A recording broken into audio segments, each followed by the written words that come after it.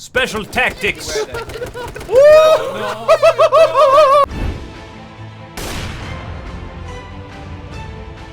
Greetings, TheWarOwl greets you. I've been intrigued by the emerging genre of Battle Royale. They're fun, skill-based, competitive games that you can play with your friends, and they truly offer a unique experience.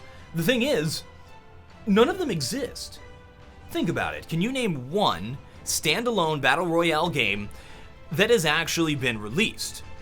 I can't. They're all either modifications of existing games or in early access hell. Early access in this case is just a way to avoid the responsibility of actually delivering. They have your money on a promise, but they already have your money, so why would they do it?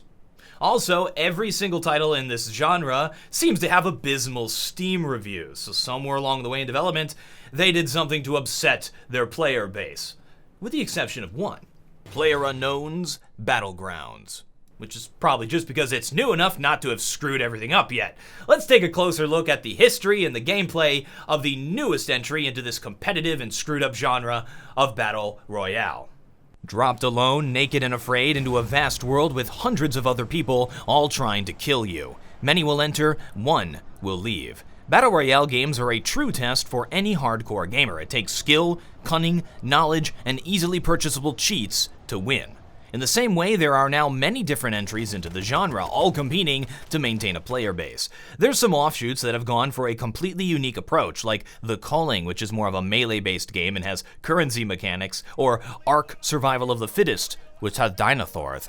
Oh my god! What is going on here? I don't know, you tell me, buddy, you're the commentator. The subject for today's video is the main family tree, the origin of the Battle Royale concept, besides that Japanese book that was horribly ripped off by the Hunger Games. At the height of the popularity for the incredibly buggy but visionary DayZ mod for Arma 2, enter stage left, PLAYERUNKNOWN, also known as Brendan Green.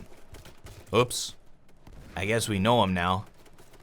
I ruined it. He made a modification of the DayZ mod called Battle Royale. Once Arma 3 was announced, the idea was brought over to the new engine, a smart move considering how horribly buggy the DayZ mod was. This was around the time we saw the war of open-world zombie survival games, like the War Z fiasco. At the forefront was the standalone version of DayZ and a new IP called H1Z1. I think Battlegrounds is looking to distinguish itself by not having a Z in the title. H1Z1 was originally created as a DayZ clone. Sony Online Entertainment, also known as that company that ruined Star Wars Galaxies, I will never forgive them for that, licensed the Battle Royale concept and hired on PLAYERUNKNOWN as a consultant for a fun side game to their H1Z1 zombie survival experience. The game mode was called Battle Royale. It was pretty much the same thing as Battle Royale. People quickly got bored of the zombie survival game because of the lack of new content, and because those games just don't have very much to do.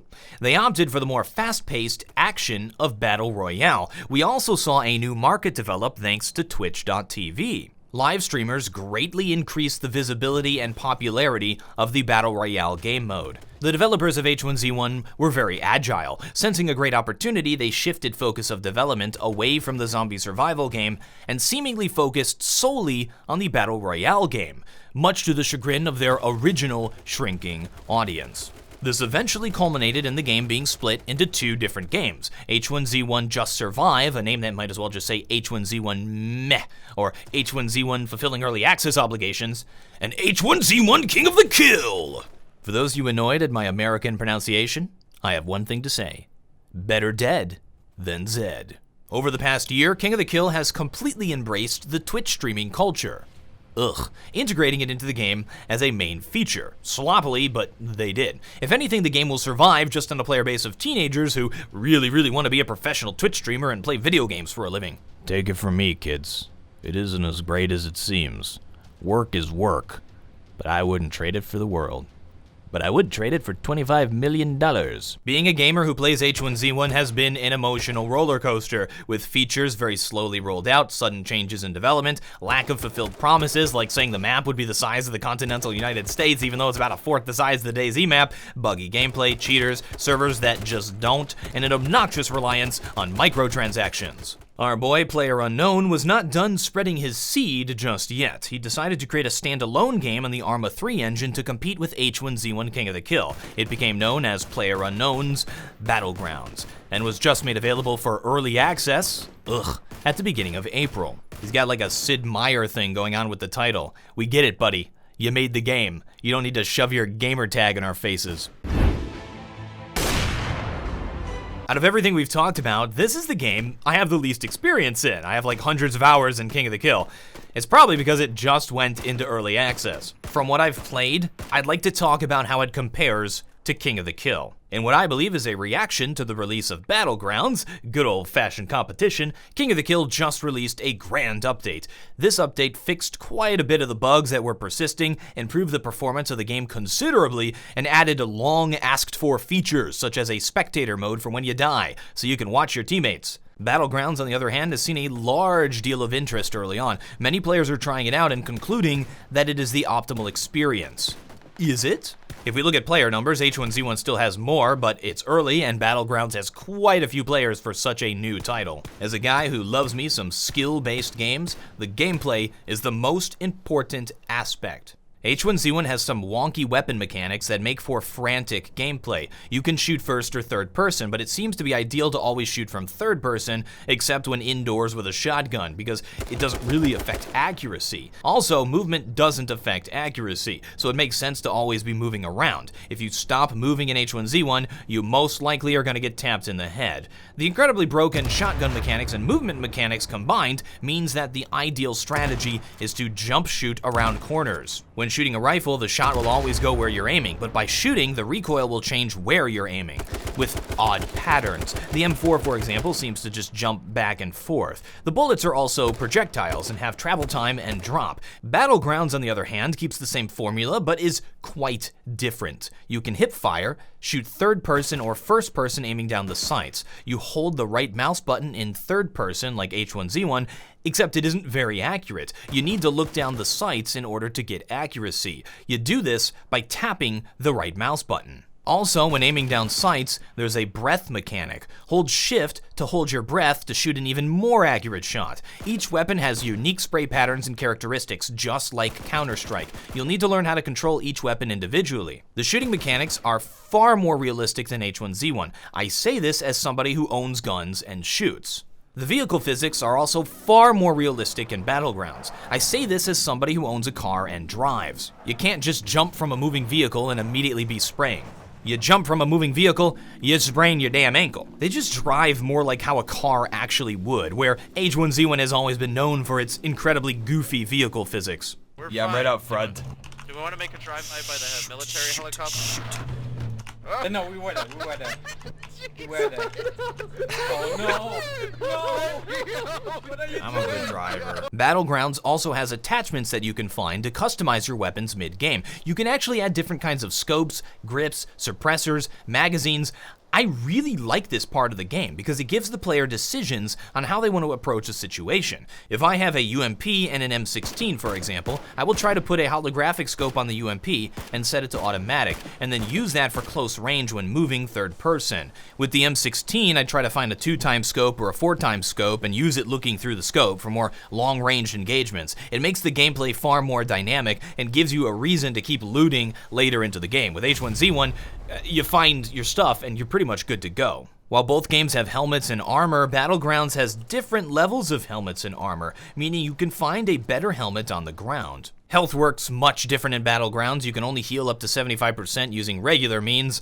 Other items will get you up to the full 100. And there's also the Left 4 Dead style pickup mechanic, where if somebody gets shot, they get knocked down on the ground, and his teammates have an opportunity to pick him back up. Now, this could potentially be abused. If a team is sitting inside of a building, players can peek windows pretty much with no consequences, because if they get shot, they're on the ground, they can't be killed completely, and their teammates can just pick them back up and they can go peek the window again. Since I'm always about adding positive suggestions to things, here's mine for Battlegrounds. If somebody gets killed with a headshot, they should not be able to be picked up. Battlegrounds also isn't as horribly strict to realism as Arma. Focusing on realism over fun makes your game not fun. Now, there are people who love the realism aspect, they love the military simulation games, but for a game mode like this, I prefer it to focus on gameplay. So what we have is a middle ground between the military simulation of Arma and the arcadey goofy action of H1Z1. All of this combined makes the gameplay in Battlegrounds more slow-paced and tactical compared to the run-and-gun, drive-by, frantic nature of H1Z1.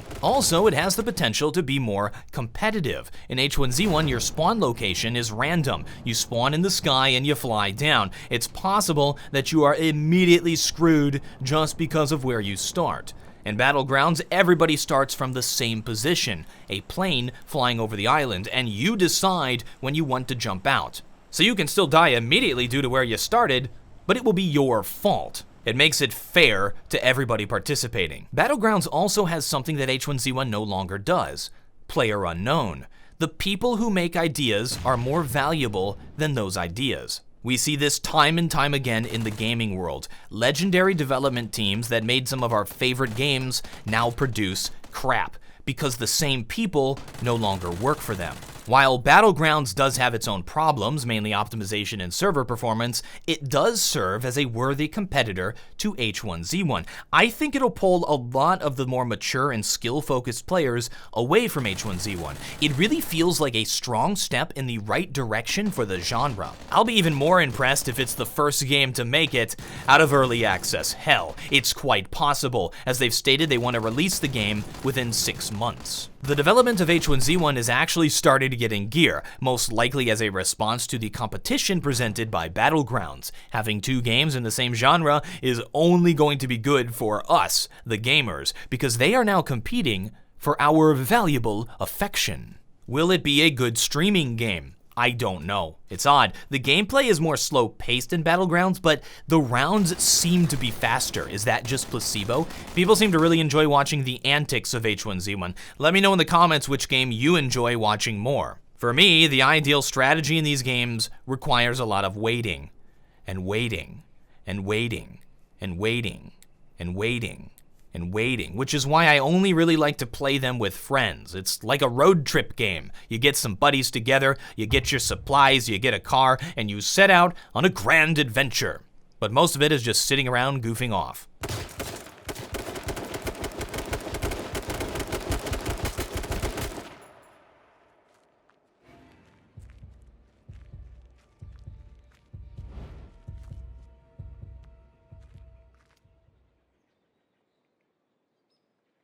Well, don't leave the Jeep, the truck, dude.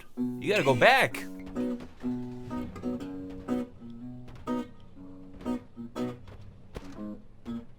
Oh my gosh.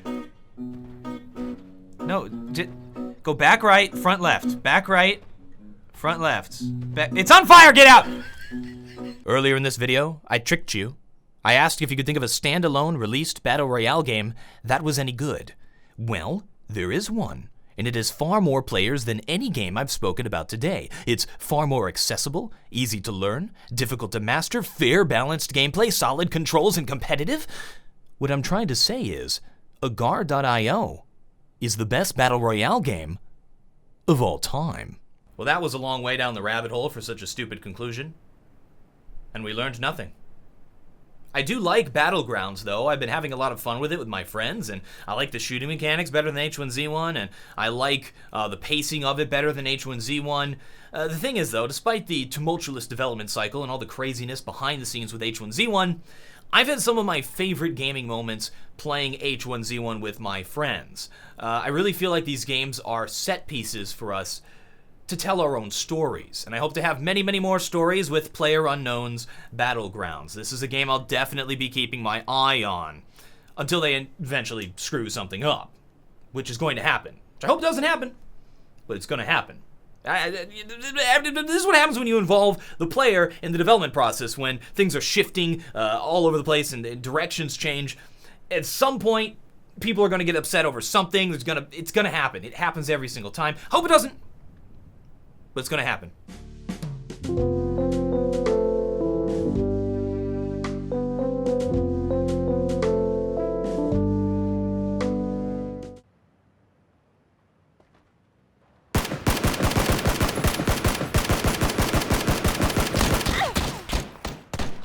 What?